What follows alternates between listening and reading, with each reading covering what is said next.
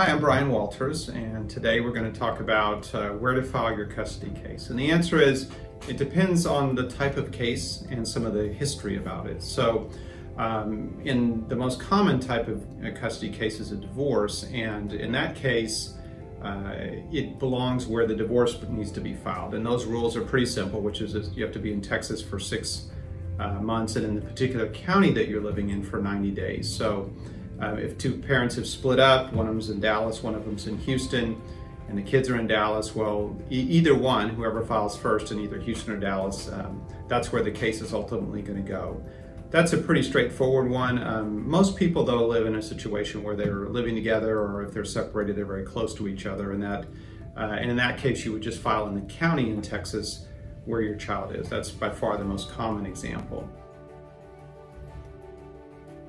Now, if you're not married and you've got a child with somebody and you need a court order, then that's a different situation. And the rules are actually pretty open about that. You can file a custody case when there's not a divorce in any county where the child is. And that can be that the child's been there one day. We've had some cases like that where the child might have been living in Austin, and then for whatever reason, maybe one parent took the child to Houston and then immediately filed in Houston. That's perfectly legitimate. Now, it's possible that the other side would argue and say, well, that case really belongs in Austin, and we'd ask the Houston court to transfer it to Austin, and that might happen.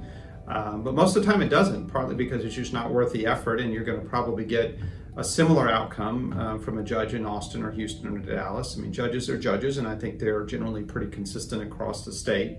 You may find some here and there, but generally they're pretty consistent.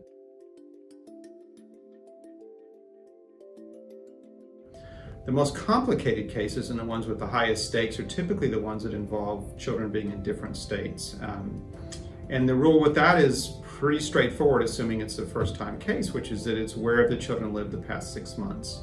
And that can get a little funny sometimes about what does live mean, what if they're kind of going back and forth, and these days we're right now in this whole remote learning situation. What if they're remote learning somewhere and their school somewhere else, or what if they just change schools, or things like that. That can occur.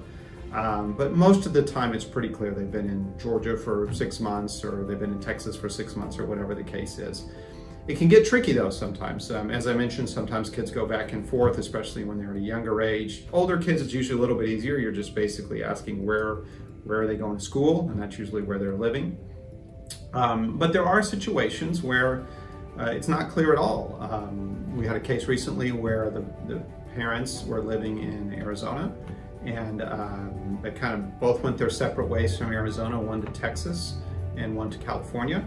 And there was some filing done pretty quickly, well before the child had been 6 months in one place or the other, in this case in Texas.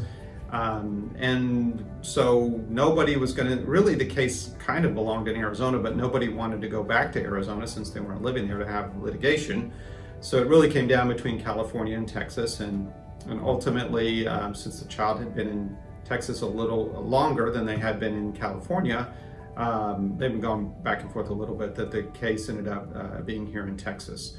Again, that's a different question than what's going to happen in the case with the child. It's not just because the case is in Texas versus Georgia doesn't mean custody is going to be any different. All 50 states are going to base their custody decisions on, and visitation decisions on, the best interest of the child. That's the universal standard. So you need to think carefully before you fight about what place these are going to be filed in, because you have to ask yourself, what's the advantage to me going to be? What do I want to spend a bunch of money fighting over where this case is going to be decided if the judge in both places is going to make the same decision? In that case, it may not be worth it. There may be reasons why you want to encourage it. Maybe you think you've got a place with a better judge or more favorable, or maybe you think if they're in a Georgia judge is going to let you and the kids stay in Georgia, where a Texas judge might haul you back to Texas, for example. I'm not really sure that's the case, but it might be, and that might be part of your consideration. So I think for most people, where to file a custody suit or a divorce involving kids is simple, but about 5 to 7% of the time we see cases where it could be filed in more than one place, or it makes a difference where it's filed. And in that case, you look at those really complex rules. They're really confusing, and I found not many lawyers really understand them. well at all. It's simply cracking open the books and figuring it out, but that takes time and effort, and a surprisingly few number of lawyers will want to do that. So those are your basic rules. We'll include some really good writing and some links to some good writing we have on the website about this subject, and you can learn more. And if you have any questions, just drop us a line or set up a time to talk to us. We'll be happy to answer your questions. Thanks.